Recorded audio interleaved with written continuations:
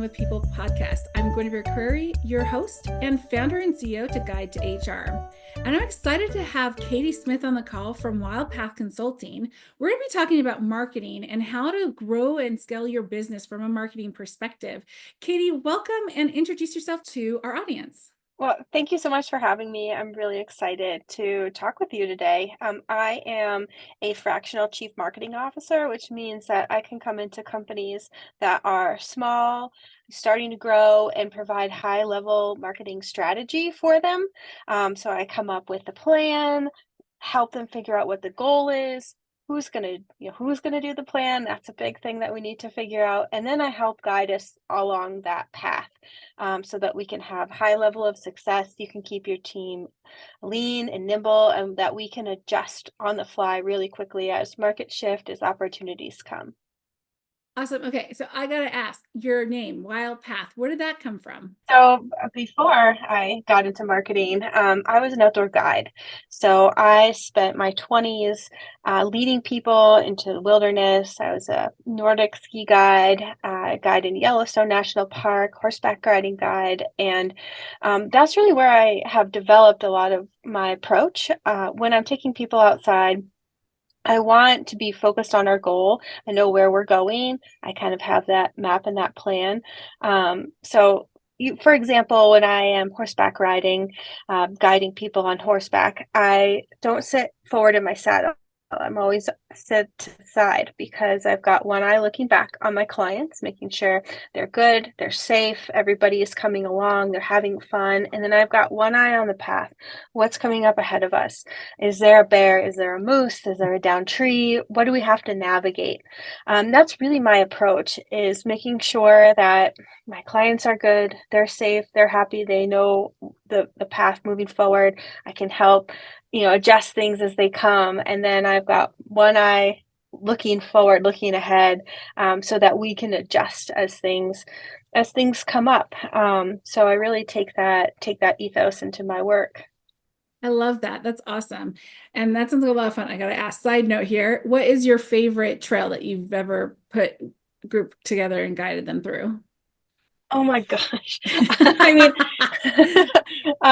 I think I can think of a moment. So there's I guided at this ranch in Big Sky, Montana, and we would go into the northwest corner of Yellowstone. And my favorite would be, we got some advanced riders. I could take them out on this trail, and there's kind of a wide meadow section full of wildflowers, and just like galloping through that field. I just remember, like, because I'm still sitting sideways, I'm making sure everybody's safe, but and then just the scenery, and I was just like, I can't believe this is my life. Like, I'm getting paid to do this. That is so awesome. And now you transitioned it into loving what you do inside the corporate landscape. So tell me, we talk about what we want founders to know and, be able to help themselves before they need someone like us. So what is it, what would you wish a founder or CEO that's listening today would know about marketing before you stepped in front of them and started helping them grow their business? Oh my gosh, there's so much. So, marketing fair. is marketed to us, kind of incorrectly. Like, people want to show you the quick sale or make it sound like it's magic, but marketing isn't. It takes it's building relationships with people, and that takes time. So I think having a realistic expectation of your marketing, of the timeline of how long it's going to take. Consistency, I think, is the most important thing in marketing. So if you start a marketing activity, you need to let it go, let it run its course for at least like three to 6 months before you start to get an understanding of that real return. You can affect that timeline by increasing the amount of money that you're putting in. But I think that what's going to help your company, if you're trying to build a company for the long run and really working on sustainable growth, thinking of your marketing as a long-term plan not just what's going to happen right now, but how do we want to set our company up, set our customers up for the future. I think that that's key. Understanding that timeline is really important. Understanding, the amount of resources and time that you're going to need to commit in order to see marketing through. There is like a tipping point. Like you're putting in money, you're putting in money, and then eventually it gets easier, and you can start to see that growth take off. Um, but I think the timeline is something that people just don't really think about, and people try not to talk about it because that it's hard. But I think it's important that we And does tell the that truth time there. and does that timeline get impacted by your sales timeline? If you have a short sales cycle versus a long sales cycle, is that connected at all or no? Yeah. So I think the next thing that people need to think about with marketing is that it goes through phases, right? And we know this because we do this ourselves. So if you're making the decision, let's say you're going to buy a washing machine, you go through a process, right? Like you're not looking for a washing machine until you are, and then you start to become aware of your need. Um, Right, and we call that the discovery phase when something sparks where somebody has an issue or they start looking for something, right? And if you're looking for a washing machine, if you haven't looked for a while, you don't really know what's out there. If somebody comes to you when you're in that phase and says, "Buy my washing machine, it's $500. This is all the things that it does," you're like, "Get out of here. Like that's too much," right? That's not the information that you need when you're in that awareness phase. There are phases that our customers go through. You need to kind of understand, like, what's the new technology with washing machines, like what's happening out there. You need to start building trust. And the longer your sales cycle, so if it's like a big ticket item, if it's not like necessary, like if you're a plumber, this is different, like people need a plumber and they need a plumber now. Yep. But if you have a big ticket item that has a long sales cycle, or there's like multiple decision makers that are going to be involved in that sales cycle, then you're going to need to what we call nurture, have a plan to nurture them along that cycle. A lot of times what we do is we say, here's all the information you need, and then we kind of like leave people to their own devices. And what works better is if you develop a marketing plan where you kind of are building trust with people. So you're dripping information out. That's where you see like you get to the awareness phase and now we're in the learning phase, which we in marketing would call the nurture phase. Mhm. And that can have, there's like a beginning of the nurture phase, there's an end. You can get very nuanced with it depending on your industry, but that's where people build trust with you, and that is, I think, the most important resource that we can do as a brand, because if we build trust with people, not only will they buy from us, but they're going to tell other people to buy from us too if they have a good experience. So it's really important in this middle part where you're just like slow dripping information. So you can do that with your social media. Email lists are really great at nurturing people. So you can let them know about new products. You can let them know about, e-commerce is like a little different, but you can just like if you have a white paper about what's going on, or you have a new guide, or you have like a really compelling story of a customer, you can kind of plan to just like it's like just little breadcrumbs for people to follow along, to nurture them, to build their trust um, with you and educate them about your product or service and help them along until they're ready for that sales cycle. So then, the third phase would be kind of that sale. And then there's a fourth phase, which we often forget about, but that's the delight phase. So think about like Mhm. when you buy something, what does that feel like? Like when you feel like they're really taking care of you.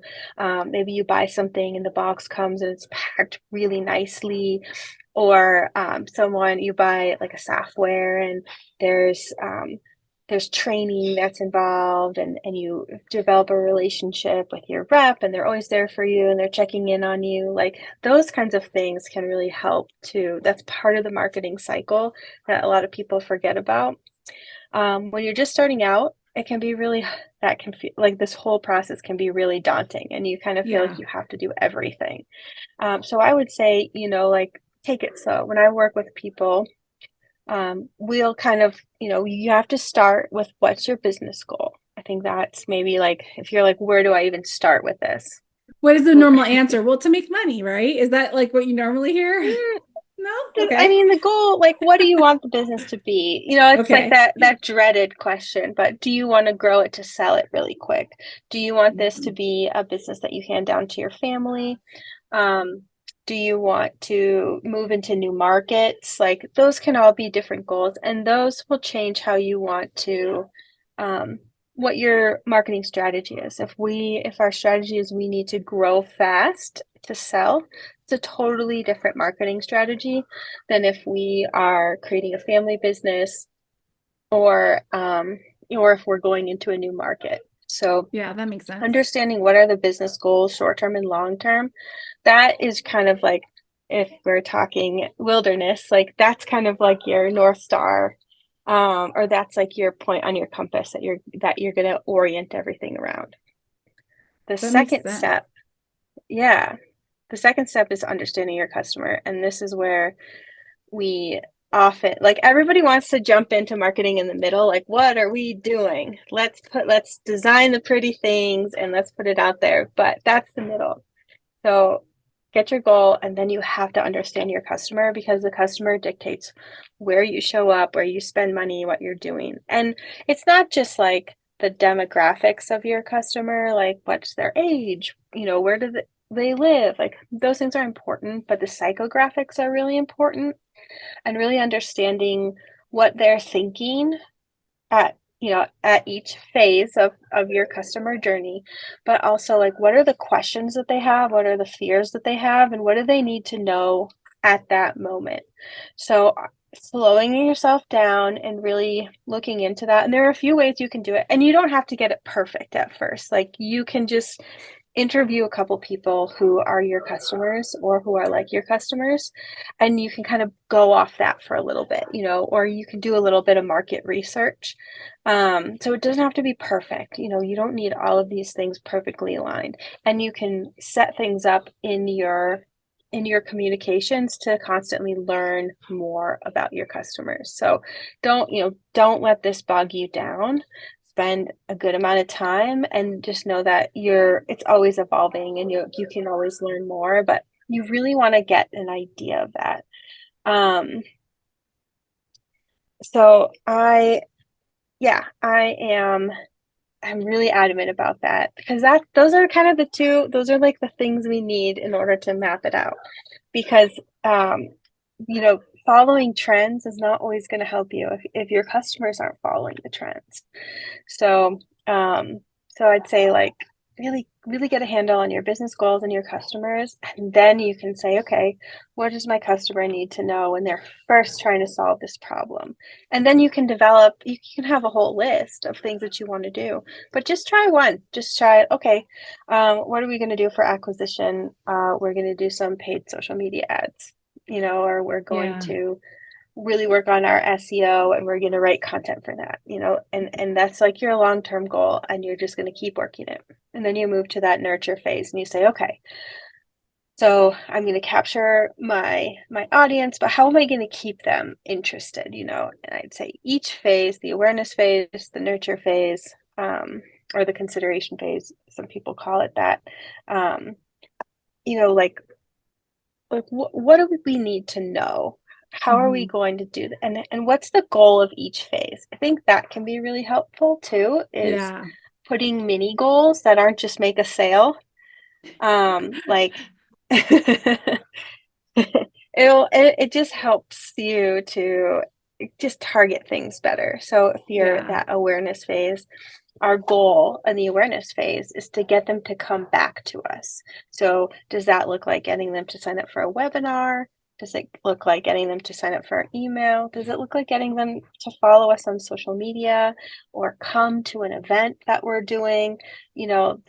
That awareness phase goal, that mini goal, helps them get to the next level, which is, okay, now we want them to engage with us more. We want them to comment on our social media. We want them to download something. Um, we want them to attend our webinar. Like you're just kind of giving them those little breadcrumbs, and you just set those goals. mini goals within your journey. And then eventually you'll get to the sales goal. But you haven't just been like, here's all the information. Now make your Now, decision. Like you're bye. just Yeah. helping reach mini goals.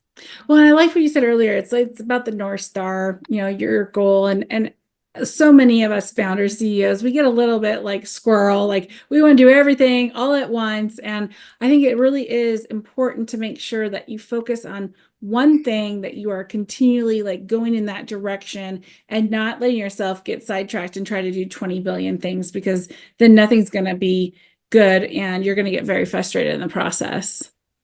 Yeah, there's a lot of pressure too. I want your listeners to really give themselves some grace because there's so much pressure to be doing everything, all the Mm. things, and you Be can on really all feel like social you're media when behind. maybe they don't need to be, right? Like you may Yeah. not need to be on TikTok, or you may not need to be on LinkedIn, or but depending on your ICP, your ideal customer or client profile, where are they at? That's where you need to be. Hmm. You don't need to be in Yeah. everything. Yeah, yeah, for sure. No, and what are your resources? Like you got Yeah. to give yourself a break. Everyone's telling you to do everything all at once. And the best thing you can do is just take a step back and make a plan and then start working the plan. Because you don't want to spread yourself out too thin. So master one platform. Master, okay, we're going to get really good at email and we're going to put out some ads for this specific thing that we want people to download. Like you can take it slow and you can take it in chunks. Think about, for most people, we're thinking about sustainable growth. If you are a company that's trying to get bought out, that's a little different.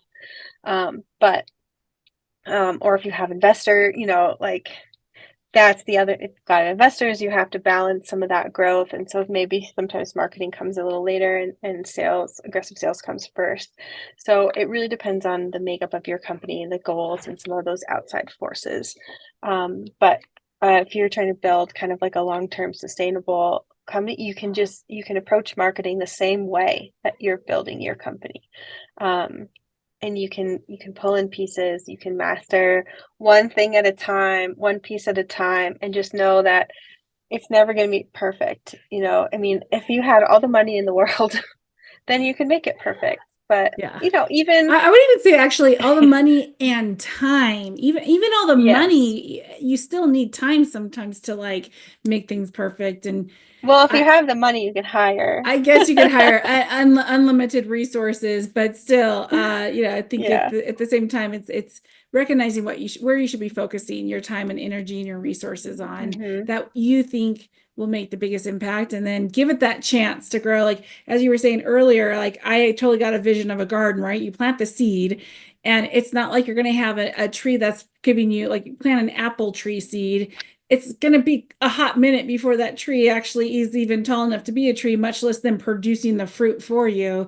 And you need to give it that time. I can't tell you how many times I see CEOs and founders and other executives of all different industries and experience, and they want to do something, they plant the seed, and then it doesn't work tomorrow, so let's rip it off and try something else. It's like, it Yeah. probably was actually going to work, but we need more time to to Yeah. to give it growth and opportunity to come to light. Yeah. Yeah. Yeah. And it's tough. It's so tough. And when you're, especially if you have a small team or no team, you're just Yeah. starting out, it can be so hard and nerve-wracking to wait for that. But you've just got to stick with it.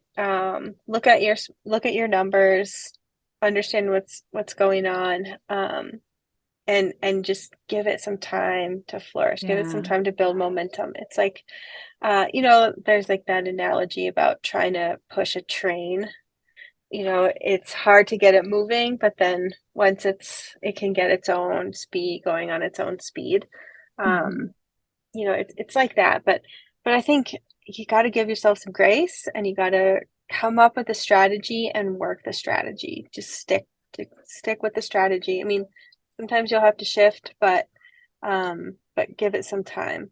It's a Yeah. balance of knowing it takes time to know when you need to shift and when you don't. That's my job. That's I have I put in the time. There you Like, go. There you I go. know what that looks like, Yeah. but And so I would love to just hear from you what one big trend you're seeing in the marketing function, especially for your clients and the small companies and startups that you're working with.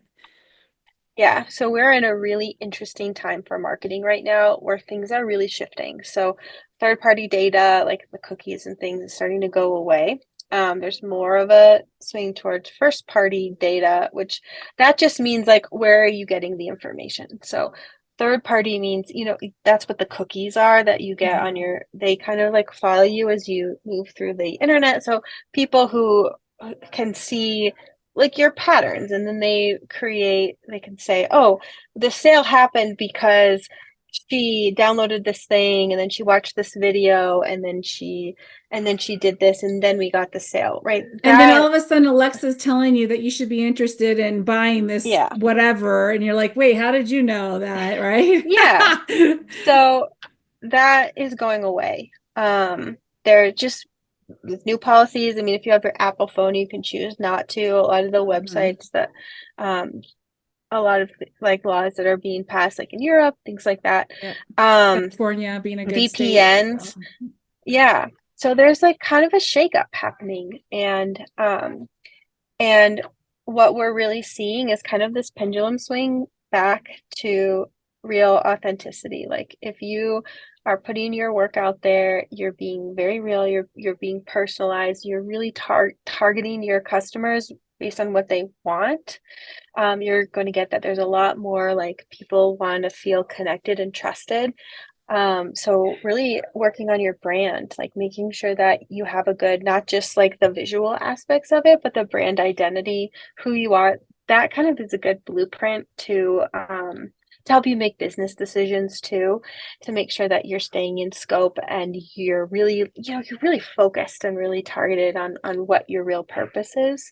So people are like brand awareness.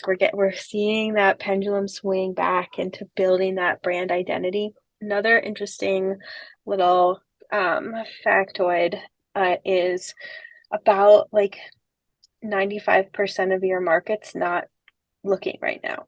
And only 5% is like, okay, I'm going to start looking down that pipeline. And people are coming to search more with a brand name in mind instead of a problem. So, how are you going to reach those people?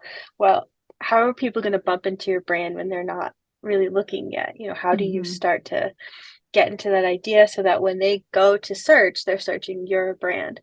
So your name. So brand is really, we're seeing this pendulum swing back to developing brand. If you're starting out, um, you know, there's no one right way to do marketing. And I think that's really important. It's not, you know, you just try your best, stay focused on what your business needs. So trends can apply to you or they might not apply to you. But Yeah. I think it's a good idea to kind of just make sure that once in a while you're like pulling up, you're looking down at the big picture. Where is our goal? What are our customers doing? What can I do to push that forward?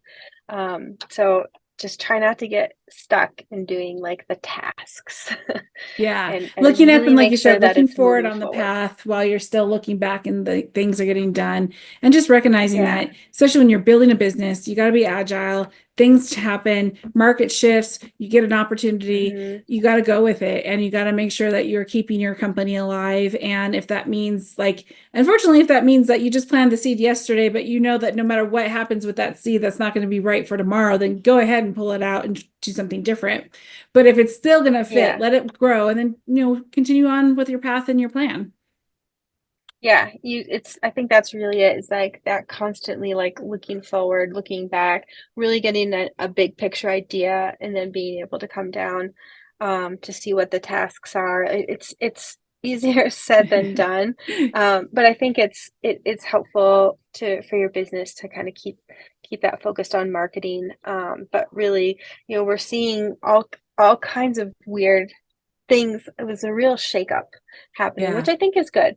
The other thing that I think people should really focus on is that being authentic to yourself and being real with your customers is the most important thing. So there is a lot of pressure to kind of fit into a box, to sound the same, like this is what a so and so brand sounds like. For me, like this is what a marketing consultant looks like and sounds like. Hmm. But you are your direct differentiator. So it's really important that you figure out who you are, who your company is, and talk like that, show up like that in the spaces, because you're going to differentiate yourself and people are going to know I'm aligned with this. It's really hard, it's really difficult to stay that course. A brand identity can be helpful for that, Hmm. but just know that authenticity is so important right now. Yeah, yeah, for sure. And at the end of the day, why are you building your business? Because you want to do something different. You see that there's a problem you're trying to solve that current brands and companies out there are not solving. So why would you want to copy and paste that when it's obviously not working, and why you're building your own brand and your own company? So Katie, this was so great. I enjoyed the conversation, and I hope the listeners got a couple of tidbits out of it as well. And just wrapping up here, and thank you so much for your time, and audience, thanks for your time, and we'll see you on the next Scaling with People podcast. Have a great one. Yeah, thank you so much.